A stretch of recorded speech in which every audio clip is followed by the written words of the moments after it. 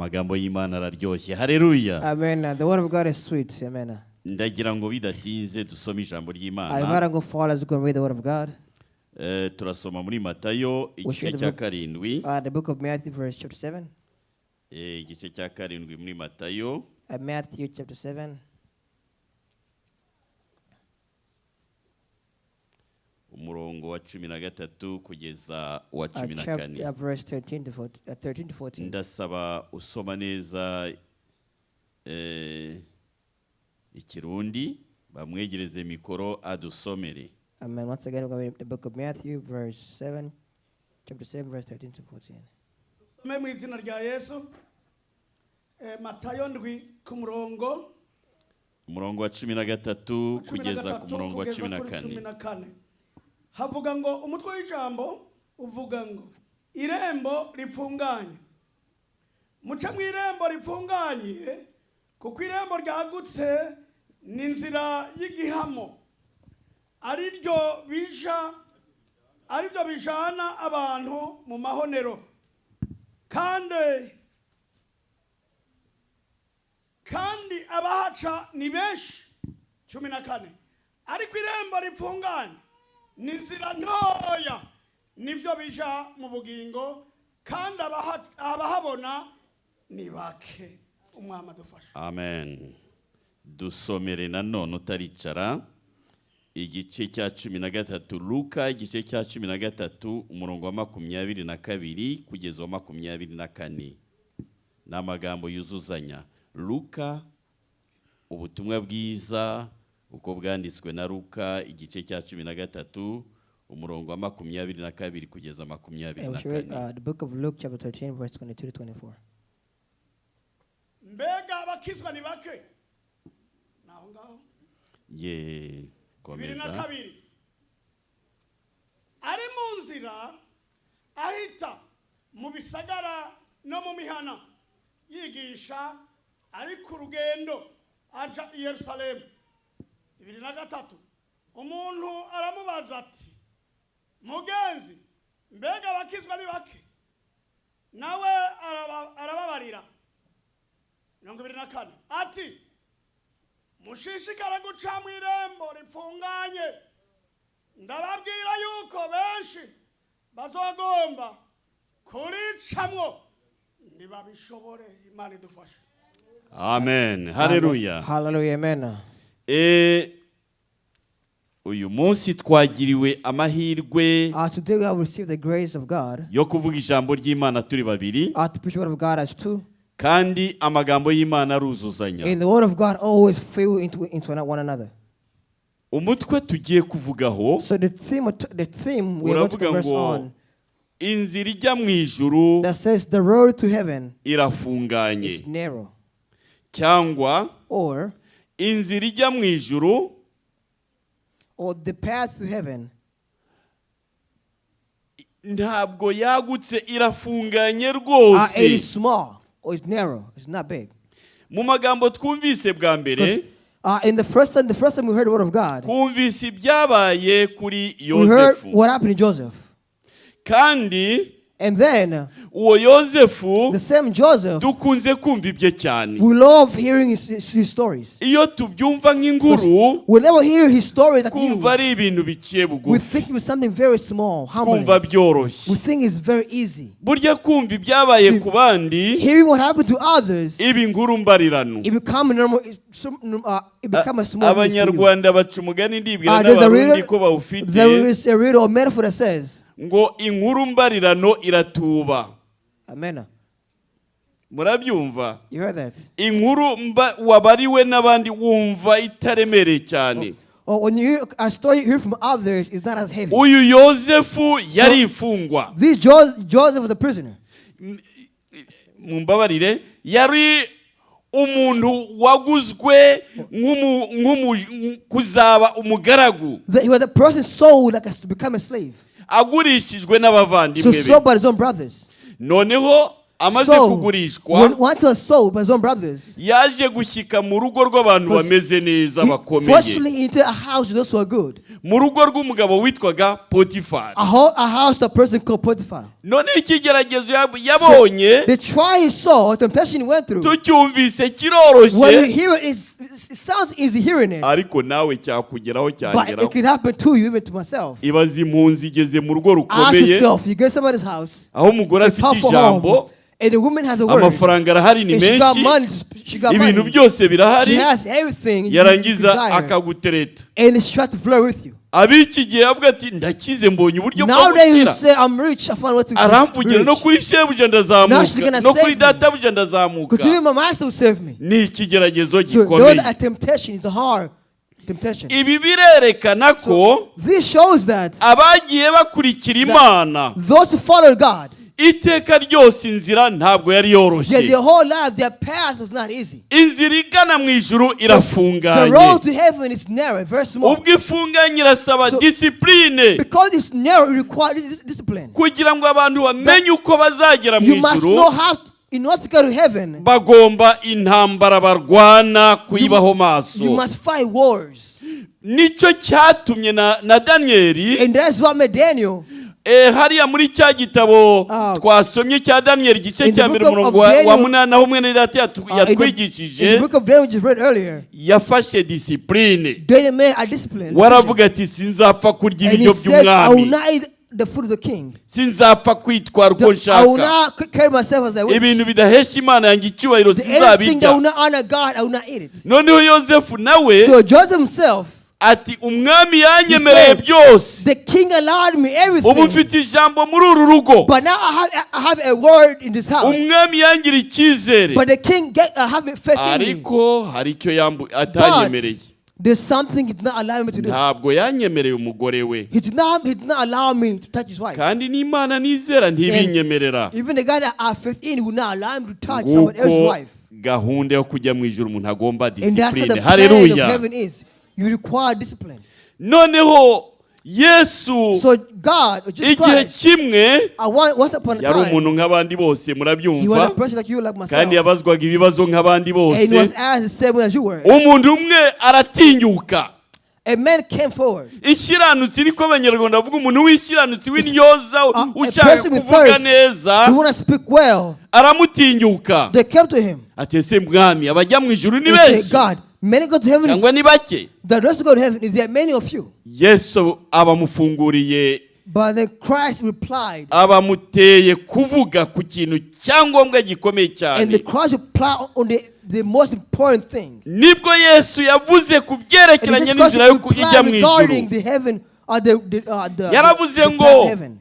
munyure mu irembo And he rifunganye, said, go to the narrow gate, kuko irembo Because- rigari ari because- inzira nini, because a wide gate, abayinyuramo ni benshi, a wide gate, a gate of destruction, may go ariko through. irembo But the rifunganye narrow gate, the small gate, abayinyuramo ni bakeya. let's go Imana through it. There are idufashe. few. May God help us out, amen. Inzira ifunganye A narrow gate igenda iganisha mu kurimbuka, that it go, I continue to kandi mind and abayinyura, teach you. inzira ifunganye iganisha mu ijuru. mu mbabari, And inzira the- ifunganye iganisha mu ijuru, The narrow gate leads you to heaven, ariko inzira but ya yindi ya ruhogera nini cyane the wide gate, the big gate, igana mu irimbukiro. leads Imana you to, idufashe, lead you to kandi destruction. abayinyuramo ni And benshi. many go through it. May God help us out. Biroroshye. It's easy to go to that wide gate. Biroroshye gukora It is icyaha, easy to commit a sin. biroroshye kwinjira mu It is busambanyi, easy to commit adultery. biroroshye kurwana, It is easy to fight. biroroshye ko umuntu It is akuvugisha easy for a person to speak to you yagutuka ugasimbuka mu and to kubita curse urushyi. you and you want to punch them. Biroroshye It is gusubiranamo easy. gukora ibibi byose, It is easy to commit ariko bad deeds. gukiranuka But being saved, binanira abantu. many cannot. Many Usanga abantu fail. benshi hari n'abavuga ngo barakizwa, You see, many say they've been saved, ariko ugasanga agakiza but you see their salvation. gasa naho ashaka kuvuga ko kari mu mutima, They said their salvation is ariko only in your heart, ntikagaragare but it cannot be hanze. seen on the outside. Gukizwa ntibigomba kugaragara mu mutima Being gusa, saved is not by the heart only. No. bigomba no kugaragara hanze. Being saved might be seen outside. too. Abaturebye bakabona imyambarire yacu ari Those who see us, they iy'abakristo, can see that we are saved, but it's not how we dress. imivugire yacu ari How we iy'abakristo, speak is the Christians. uko tureba ari How we abakristo, look is the Christians. imyifatire imyifatire yacu igaragaza ubukristo, our disciplined behavior is like Christians. ibihishe mu mutima So what is here in your heart bigomba kugaragara no hanze. must come outside. Ni nguko abantu abanyarwanda bakunze kuvuga n'abarundi ngo akuzuye umutima gasesekara no ku that munwa. what is filled in the heart is overflowing in the body. Niba ukizwa abantu bazabibona If you are hanze, saved, they will see it on the outside. niba udakizwa If nabyo you're not saved, bazabibona. they will see that too. Ntabwo wavuga ko ukizwa ngo ugende wambara imyenda nk'ayindi y'abakabwera bambara, You cannot be saved but dress how you wish. ngo ugende wambara imyenda igaragaza ubwambure bwawe. You dress in a way that your body can be seen on the outside. Ntabwo waba ukizwa At that point in time, you ngo are not saved. ugaragare nk'uko mwene data yabyigishije ko umunwa wawe utariho abarinzi. You cannot see you are saved but your mouth has no guard. Ugasanga umuntu ukunda kuvuga And so amagambo your mabi ni wa mouth wundi, loves speaking. ni wa wundi, That you are the same. You are that ni wa one. wundi bose bavuga ngo uvuze You are the gato sha one yagukubita urushyi. That when you speak badly, they want to slap you. Uriya mugore avuga cyane, They say that woman speaks a lot. uriya mugabo aravuga That man cyane, speaks a lot. uriya musore That man ntiyoroshye. speaks a lot. It's not easy. Ibyo ngibyo ni ibigaragaza ko mu mutima hatari agakiza This nyakuri. shows that in your heart there's no salvation yet. Twahamagariwe ijuru. You have become to seek heaven. Niba twarahamagariwe And if ijuru, you have become to seek tugomba heaven, kumenya ko turi mu it nzira is our must. We ifunganye understand we are in the narrow igana mu path, ijuru. a path that leads to Ni heaven. ukuvuga ngo iyo Meaning nzira that road, that path, hari amategeko ayigenga. there are requirements, there are laws, requirements. Amategeko ayigenga ni uko tugomba gusa n'abajya mu ijuru. The law is you must look like a person who's being led to heaven. Ntabwo tugomba kwitwara ukundi. We cannot carry ourselves as we wish. Noneho So, ijambo ry'Imana rikatubwira, the word of God says once again, uhereye mu gihe cya kera kose that since long ago, abajya mu ijuru barasa. that those going to heaven, they look alike. Ntabwo ari mu gihe cya Daniyeli That it gusa, was not in Daniel's time only. si no mu gihe And cya Yeremiya it gusa, wasn't during the Jeremiah's time abari only. bo bose babanje Those who came before us, n'abakurikiye even those who bose, follow after them, abajya mu ijuru bose those going to heaven, barasa. they all look alike. Ndetse ijambo ry'Imana riratubwira, And the word of God says, usomye muri Matayo igice cya 11 Matthew chapter 11, ku murongo wa 12 verse 12, haratubwira ngo it says, uhereye ku gihe cya Yohana umubatiza that from the time of John the Baptist, ukageza na none, and until now, ubwami bwo mu ijuru that the buratwaranirwa, kingdom of heaven is fight for, kandi intwarane zibugishamo imbaraga Imana ishimwe. and you must fight for Ni it. ikigaragaza noneho ko ubwami bw'Imana atari umukino. This shows that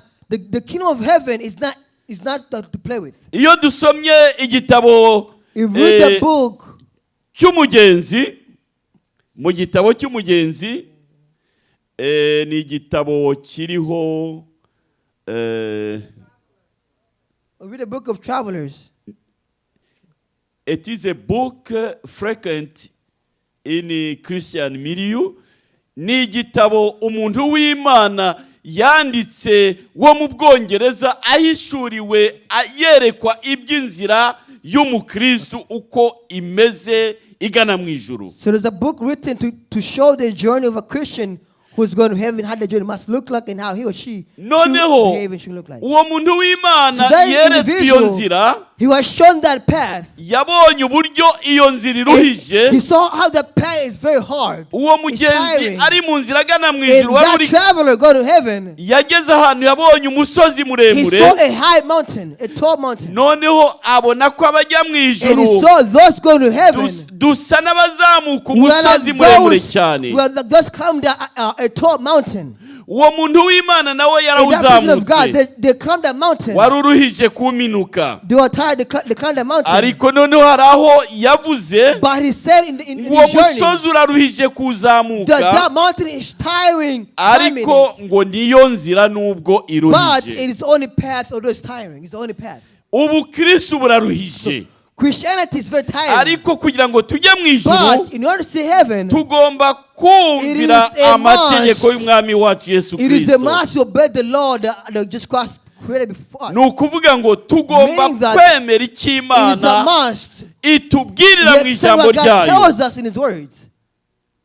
iki tubwira ni ikihe? Question is, what exactly does God tell Gusa na us? Yesu. To look like Christ. Amen. Gusa na Yesu. To look like Christ. Yesu yaduciriye inzira. Because Christ created a path Iyo nzira for niyo us. gukiranuka. And that path is to be Iyo nzira cleansed. niyo kwera. That path is to be Iyo shown. nzira niyo kwirinda icyaha. That path is to protect yourself Iyo from nzira sin. niyo That kumenya path ko is to know mu byo and dukora byose understand that tugomba whatever we gukora do, dutinya we Imana. must fear God. Mu byo tuvuga byose Whatever we tugomba speak, kuvuga dutinya we must speak but Imana. fear God at the same time. Kandi tukamenya ko iyo nzira It's itoroshye. understand that path is not easy. Iyo turebye abatubanjirije bose, If we see those who came before hari us, abarenganijwe, some have hari passed, abishwe, some were hari killed, abafunzwe, some were in prison. ariko banze kwihakana umwami wabo nubwo babibahatiraga therefore kugira ngo noneho bakunde although they were babareke. hurt, harmed, and killed, they forsake the king because they understood the path they were following. Uko niko tubibona no mu Baheburayo igice cya And that's how it is 11. in Hebrew 14. Abaheburayo igice cya 11 Hebrew 11.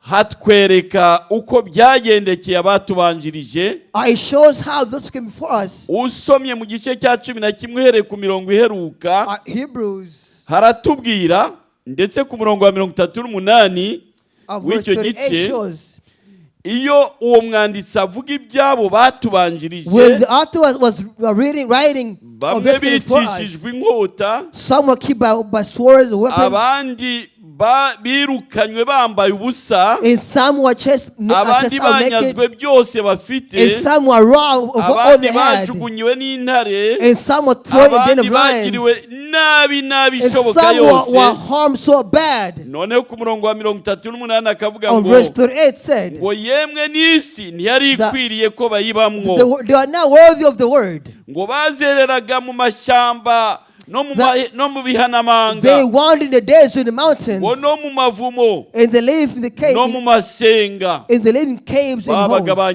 banyazwe byose. and they were robbed of all they had. Ngo ariko But barihanganye they were patient. kugeza ubwo hepfo ku gice cya 12 And verse 12 said, uwo muntu w'Imana ababara The person of nk'igicu cy'abahamya benshi cyane, they said there's a cloud. akavuga ngo tugoswe n'igicu cy'abahamya benshi bangana batyo, That we are surrounded by a cloud of our haters, our noneho ngo enemy. twiyambure ibituremerera, But let's take off whatever that's ngo burden to n'icyaha us. kibasha kutwizingiraho Even a vuba. sin that surrounds us quickly.